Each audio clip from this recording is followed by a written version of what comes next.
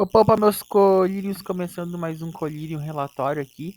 E hoje a gente vai falar sobre um assunto muito importante, que é o ateísmo gerando personagens, tá? Eu vou trazer aqui algumas pesquisas que eu fiz, algumas possibilidades de ação para quem tá com vontade de fazer pesquisa relacionando personagens com ateísmo, tá? Isso aqui foi uma palestra que eu dei esses dias. Aí eu peguei já os slides dela e vou fazer um vídeo aqui, pedir autorização para a pessoa. Não vou citar de que evento que foi a palestra. E é isso aí, vamos tocando em frente. Vocês conseguem baixar esse material, eu vou deixar ele disponível para quem quiser baixar os slides, tá? E daí todos os links estão clicáveis, tá? Vamos lá. Bom, na palestra eu me apresentei um pouco, eu expliquei quem era eu e tudo, etc e tal. Mas eu acho que dá pra partir direto, né, porque eu pelo para as coisas que eu falei, porque vocês já me conhecem, né, aqui no canal. Então, os personagens em si eu tenho analisado por algumas ferramentas, tá? A primeira delas é do livro Personagens que eu escrevi com a Lisiana Lima Martinez, que é um livro que a gente conceitua que é um personagem, né? E a gente vai pegando muitos personagens para analisar de muitas mídias possíveis e a gente vai concluindo que o personagem ele é uma composição, né? Ele puxa uma série de representações sociais de muitos lugares e ele se torna uma comunicação entre aquela pessoa que faz a ficção e aquela pessoa que consome a ficção, né? Ela se torna uma comunicação, tá? Então esse foi o primeiro livro que a gente escreveu, foi em 2019, e eu utilizei aí uma teoria do personagem, né? Com o passar do tempo, eu desenvolvi uma outra teoria, no caso uma teoria social mesmo, que está no livro Construindo Contextos. Nesse livro eu faço a teoria dos contextos representativos, e ela coloca as representações sociais, que elas estão inicialmente dentro da mente dos indivíduos, coloca elas para jogo, né? Elas estão ali construindo ambientes, elas estão ali arquitetando como as ideias circulam, e é uma maneira que eu tive de colocar as representações sociais em movimento, né? Não só como artefatos dentro da mente da pessoa produzindo significações, mas também circulando por aí, tá certo? E ultimamente eu desenvolvi uma ciência chamada representologia, que daí, em vez de utilizar a representação como uma ferramenta de análise para gerar dados para psicologia social, para história, para qualquer outra disciplina, é uma ciência que estuda a representação como um objeto. E nisso toda a parte de toda a parte empírica e evidencial vai ser utilizada para estudar qual a natureza e o comportamento das representações.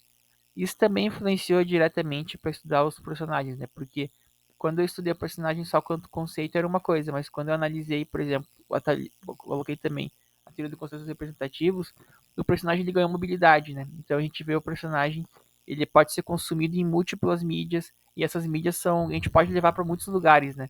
Então só para você ter uma ideia, o smartphone ele carrega as mídias com os personagens para qualquer lugar. Então o próprio consumo do personagem em lugares diferentes pode gerar experiências diferentes sobre o mesmo personagem. E às vezes até a mesma pessoa tem experiências diferentes. Então, esse é um dos motes. E já a representologia, então, ela consegue tornar o personagem como uma representação e consegue colocar outras questões de evidência e questões teóricas que não seriam colocadas como possíveis dentro do âmbito de uma teoria. Então, as evidências mudam também, a gente consegue outras características de evidências e uma outra discussão, né? Lembrando que eu comecei primeiramente estudando ateus de verdade, tá? No sentido de não ficcionais. Então, eu estudei os positivistas e tal, que no século XIX eles tinham, uh, na minha análise, nas evidências, pareciam ser mais ateus, né? Comparando com os de agora que se dizem agnósticos, né? Então, é uma questão assim, né? No slide completo vocês vão conseguir acessar os livros, conhecer os livros, eles estão disponíveis, tá? Aqui vocês não vão conseguir ver, né? Porque os links não estão vivos. mas eu vou colocar na descrição também onde encontrar cada um deles. Isso tudo, gente, numa discussão de relevância, tá? Por quê? Eu trouxe aqui para vocês um exemplo de como pode ser como estudar ficção dentro da área das ciências humanas às vezes é considerado como uma coisa de segunda ordem, uma coisa inútil, né? Eu trouxe aqui dois exemplos, tá? Um exemplo, a Carolina de Jesus, que escreveu o livro Quarto de Despejo, ela é muito mais famosa, por exemplo, que o Antônio Cândido, que é um dos primeiros críticos literários que a gente teve aqui no Brasil, que era um sociólogo que trouxe para um departamento de letras a questão da crítica literária. Então, é um grande expoente, mas a Carolina ela escreveu um livro em um contexto de vulnerabilidade social. Por quê? Porque na minha percepção, assim, e é uma percepção livre, quem quiser contestar, os dados estão ali para os comentários estão ali para quem quiser contestar, mas são os temas de vulnerabilidade social que chamam mais atenção dentro das ciências humanas e das ciências sociais também, mais ainda. E, o, e a ficção, por ser uma não verdade histórica, no sentido que eu vou dizer daqui a pouco, ela acaba não chamando muita atenção dos estudos e ela sempre acaba ficando, sempre eu dizendo, né? Mas ela acaba ficando em segundo termo, comparando com estudos, especialmente os que trazem algum tipo de, de vulnerabilidade social.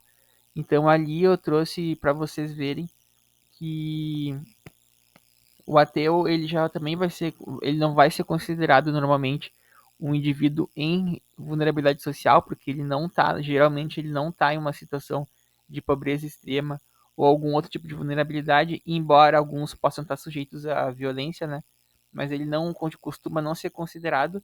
E quando a gente estuda o ateísmo da perspectiva da ficcionalidade, pior ainda, né? Porque a ficção, por mais que ela seja realista, mais que ela seja baseada em fatos reais, ela ainda não é o fato real, né? Não é como se fosse um relatório. Quando a gente tem um relatório, o relatório ele fala de fatos reais, né? Como aconteceram. E a ficção não necessariamente, ela pode se inspirar. Eu posso, por exemplo, pegar o personagem do Dom Pedro II, do Dom Pedro I, desculpa, lá na série do Quinto dos Infernos, e eu posso dizer que ele é o personagem histórico, mas eu sei que não é o Dom Pedro I, é o Marcos Pasquim interpretando Dom Pedro I. Então eu sei que não é, e aquela corte que tá ali não é a corte histórica. Então vai ficar em segunda ordem, tá? Vai ficar menos importante comparando com os outros, com as outras perspectivas que são mais históricas ou mais focadas em resolver algum tema de vulnerabilidade social. Mas a gente tem que ressaltar que o personagem não é só invenção, tá? De acordo com as teorias que eu trouxe ali, o personagem ele também é ele é baseado nessa composição que precisa trazer referências concretas para poder ser compreendido. Então, de nada adianta eu ter um personagem que não se comunica com nenhum grupo e não pertence a nenhum grupo e ele precisa ter essa ligação para ele ser plausível. E se ele não for plausível, ele não vai gerar a conexão do indivíduo com a mídia, ele vai perder o flow dele e não vai conseguir suspender a descrença. Então, o personagem ele não é só invenção, tá? Ele também tem que ter, pode não ser uma figura histórica, mas são grupos historicamente que existem, tá? E também vamos parar com essa besteira que os personagens não influenciam nada na vida real porque eles não existem, porque eles influenciam, tá? Tem gente que casa com personagens e tem pessoas que agem com fantasias de personagem. Então, pra você ter uma ideia, o Anonymous ali, ele tem o personagem do V de Vingança, né? Então, não é como se o personagem não tivesse ali gerando uma série de discursos e comunicações com outros grupos sociais, tá? Isso sem falar em outras questões que envolvem personagens mesmo que eles não existam historicamente, tá? Mas eles existem ali como uma comunicação. Eles tornam os atos das pessoas que utilizam eles maiores do que o ato em si. Esse aqui eu vou pular, tá? Não interessa nesse momento. Vamos lá, então.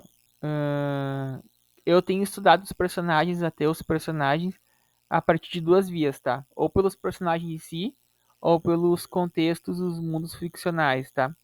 E daí isso me faz ver que o ateísmo não tem um dono, tá? Ele só parte do pressuposto de que Deus não existe, e nisso uma religião pode ser ateia, no sentido de que é só ela não acreditar num Deus e ter uma religião em volta. Tem variações do budismo que tem essa característica, mas enfim, nisso que eu não estabeleci um dono pro ateísmo, eu encontrei ele em alguns sistemas, como o anarquismo e o marxismo, tá? No ateísmo do marxismo, então, eu trouxe aqui a peça O Berço do Herói, que foi base da novela O Rock Santeiro, que é uma novela e essa historinha também do Berço do Herói, eles ilustram perfeitamente o argumento ateu, né? Porque é um indivíduo que ele foge de uma guerra que está tendo contra os cangaceiros, e as pessoas da cidade pensam que, na verdade, ele morreu salvando a igreja, né? Só que na verdade ele fugiu e as pessoas encontraram um corpo e pensaram que era o dele. E ele foge e ele só volta muitos anos depois para descobrir que em volta da suposta morte dele tinha uma série de. Tinha uma grande indústria da fé, e ele chega até a ver uma procissão com pessoas sendo curadas de doenças, né? Sendo que ele estava vivo ali, né? Então ele mostra perfeitamente o argumento ateu de uma pessoa que é a religião se baseando numa mentira, sendo aproveitada pelas instituições para gerar questões financeiras e gerar a dominação do povo a partir da mentira, tá? E daí nessa peça eu estudei o mito religioso, como ele aparece, né? Como farsa, o herói sendo destruído, né? Porque ele não era valente nem nada, ele era uma pessoa que fugiu, uma pessoa normal, né? E na existência da metafísica ele demonstrando que toda aquela atmosfera de religiosidade na verdade se perde, ela não é verdadeira. Com relação ao ateísmo e ao anarquismo, eu estudei a peça do Semeador, que mostra a volta de um filho pródigo, né, da Europa, de um indivíduo que é filho de um de um agrônomo, de um grande produtor de terras. Ele volta e ele pega um pedaço de terra e faz nascer ali o sonho anarquista, né? E daí é uma peça muito interessante, ela está disponível online, vocês conseguem encontrar. Mas daí eu estudei a figura de Deus nessa peça, né? Como a divindade católica foi retratada, o vigário, como foi retratado também na peça, na religião, como os princípios religiosos aparecem, né? Para os personagens, e o fiel, como ele também é retratado. Então, a partir disso, encontrar como o ateísmo está ali estruturando a percepção sobre a religião, né? Para ela ser superada dentro da sociedade nova aí que eles estavam criando. Também estudei o processo desacralizador em Fight of Gods, né? Que é um jogo de What If. Tem um vídeo aqui no canal sobre o What If, mas a ideia dele é que é um jogo que mostra como seria um duelo, um torneio entre os deuses que a humanidade produziu, né? Então é uma desacralização, porque esses deuses eles saem lá dos panteões deles e são utilizados para fazer um jogo de luta, né? E esse jogo aí ele coloca muitas características humanas, né? Como os deuses serem hipertrofiados, eles conseguirem ser nocauteados, conseguirem ser feridos, sendo que na definição de sagrado isso tudo seria impossível para eles, né? Esse jogo é interessante que ele tem uma polêmica muito grande, porque ele causa muita polêmica por causa de Jesus e Buda, tá? Porque são religiões amplamente amplamente cridas, acho que é assim que fala, e muitas pessoas não gostaram, tá? Já 1984 de George Orwell é uma distopia totalitária no qual a religião é vista como um museu, tá? A religião ficou no passado. É uma literatura que mostra o processo inteiro de começar e de acabar a religião como secularização e secularismo. Eu considero a secularização nesse artigo como o processo em que a religião vai indo para a dimensão doméstica, né, aos poucos se tornando completamente subjetiva, enquanto o secularismo é o ímpeto que se tem de levar a religião para esse espaço, à força ou a não, tá? Ou a força ou não. E a ressignificação, aí eu estudei exatamente a ressignificação da ideia de Deus e das próprias igrejas, tá? Como elas vão aparecendo no livro. E é um processo completo, ela tem começo, meio e fim, e até no livro ele mostra um manual com contando como esse processo aconteceu, tá? Então, é como se fosse um laboratório, tá? Quando a gente tem assim o processo histórico, a gente não sabe todas as variáveis, né, que estão envolvidas na produção da realidade e dos acontecimentos. E no livro, como ele tem que ser claro, ele mostra sempre essa cadeia causal muito claramente, né? E por isso que ele previu que a religião ia acabar, enquanto a gente aqui, muitos sociólogos e historiadores etc e tal, falaram que o mundo ia se tornar não religioso, né?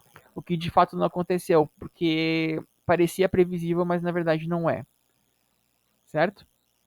Finalizando aqui, eu trago nesses últimos slides alguns outros estudos sobre personagens, alguns acabaram de sair faz pouco tempo, e a princípio é isso então, certo? Qualquer questão que quiserem colocar, o comentário tá aí, podem escrever à vontade.